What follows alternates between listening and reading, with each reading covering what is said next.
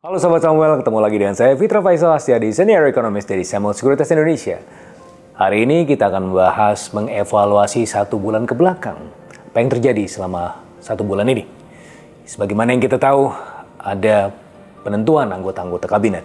Sebagaimana yang sempat kita bahas, kabinet ini memang merupakan ekspansi dari kabinet yang sebelumnya. Tetapi kalau kita melihat dari setengah gelas penuh, artinya menteri-menteri ini punya tugas yang spesifik di masing-masing kementerian.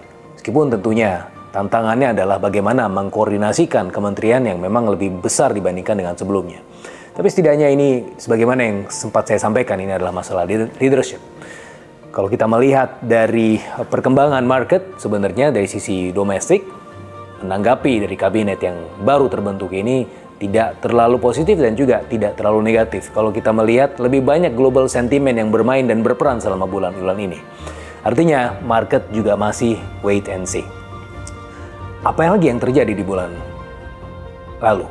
Kita melihat bagaimana demand kita sepertinya juga masih sluggish, masih sangat rendah sekali perkembangannya. Kalau kita lihat dari sisi inflasi misalnya, inflasi yang baru diumumkan pekan lalu 1,71%, ini merupakan inflasi yang terendah selama 3 tahun terakhir.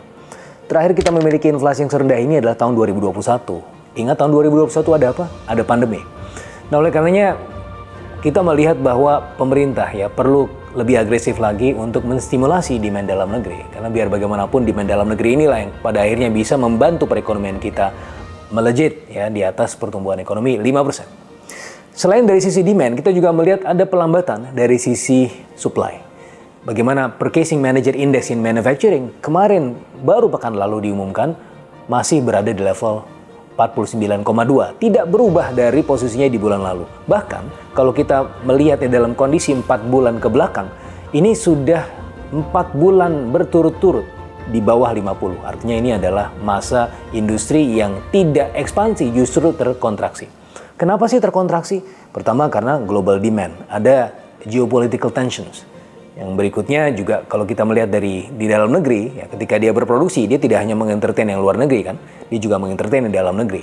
Bagaimana dengan kondisi dalam negeri? Ya ternyata demand kita sebagaimana yang saya sampaikan tadi, itu relatif lebih terhambat. Sehingga pada akhirnya produk-produk ini tidak mampu disalurkan ke level konsumen. Banyak hambatan-hambatan. Karena apa? Karena pelemahan itu. Jadi saya melihat bahwa nanti ada pengumuman berikutnya, pertumbuhan ekonomi. Nah, pertumbuhan ekonomi kita di kuartal ketiga sepertinya akan berada di bawah 5%. Dengan kondisi-kondisi yang tadi saya sampaikan, masih akan bergerak di antara 4,94% atau 4,97% paling maksimum. Jadi, kalau dibandingkan dengan kuartal 2 yang 5,05%, ya jelas ini merupakan pelambatan. Ya mudah-mudahan nanti di kuartal keempat kita akan melihat ada suatu tren pembalikan. Ya sebagaimana yang biasa kita saksikan sepanjang beberapa tahun terakhir, bahwa di kuartal keempat ini adalah ya saatnya ekonomi bisa jauh lebih tinggi dibandingkan dengan kuartal-kuartal sebelumnya. Nah, yang juga kemudian tidak kalah pentingnya adalah di pekan ini kita akan menghadapi pemilu Amerika Serikat. Pemilu Amerika Serikat ini juga cukup penting ya untuk kemudian bagaimana kita melihat kebijakan-kebijakan ekonomi Amerika Serikat ke depan di era Trump atau di era Kamala Harris. Dan kalau kita lihat sepertinya Trump memiliki peluang yang cukup besar untuk menandingi Kamala Harris. Dan artinya kebijakan-kebijakan Amerika Serikat ke depan akan cenderung lebih memicu inflasi. Dan oleh karenanya ketika Trump menang, mungkin saja The Fed ini akan memutuskan untuk tetap stay, tidak memotong suku bunganya, meskipun aspirasi dari market sebagaimana yang juga ditampilkan dalam probabilitas, indikator-indikator probabilitas tentang pemotongan suku bunga The Fed yang 95% lebih itu percaya bahwa akan ada pemotongan 25 basis point. Tapi sepertinya ya ini sangat tergantung juga apa yang terjadi di pemilu Amerika Serikat. Jadi bagaimana kita melihat market dengan sentimen global yang terus dinamis dan juga beberapa tantangan di dalam negeri berupa sluggish demand. Dari sisi global, Amerika Serikat, USD 10 year ini merangkak naik dari 4,2, 4,3 ke 4,4. Kenapa sih terus merangkak naik? Karena salah satunya sebagaimana yang saya sampaikan tadi, ada kecenderungan bahwa Trump ini bisa terpilih, dan ketika terpilih dia akan memicu inflasi.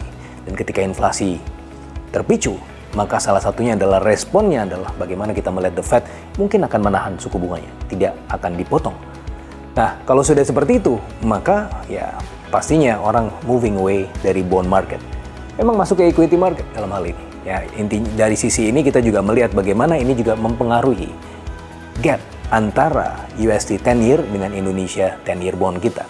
Sehingga pada akhirnya ketika itu gapnya sedang mengecil, bagaimana USD 10 year itu meningkat secara relatif terhadap juga emerging markets, maka ini juga akan memicu ya ada semacam limited inflow ke emerging markets, dan bahkan yang paling buruk adalah reversal capital ya dari emerging markets balik lagi ke Amerika Serikat. Apalagi sekarang dengan tensi geopolitik yang belum betul-betul mereda, ini banyak dari investor yang masih mengejar safe haven, dalam hal ini mengejar aset-aset di Amerika Serikat.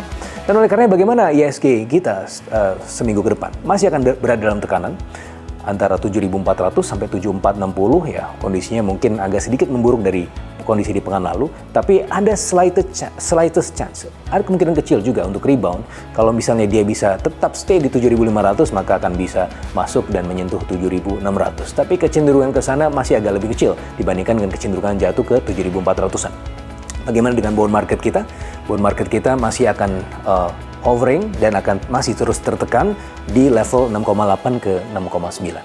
Meskipun tentunya masih ada peluang juga untuk masuk ke 6,75 atau bahkan bisa ke 6,7. Nah, ini yang kemudian harus kita pastikan ke depan, tentunya tergantung pada event-event yang terutama dari sisi event-event politik dan juga ekonomi internasional. Untuk bond bisa mengkoleksi yang tenor di bawah 10, 3, 4, 5, dan 6. Dan untuk IDX, saya masih melihat IDX Finance, IDX Transport, dan IDX Property masih layak untuk dikoleksi. Sampai ketemu pekan depan, saya Fitra Faisal Astiadi. Kita akan terus membahas berita-berita ekonomi, terus mempercayakan portofolio investasi Anda kepada kami, Samuel Sekuritas Indonesia. Salam.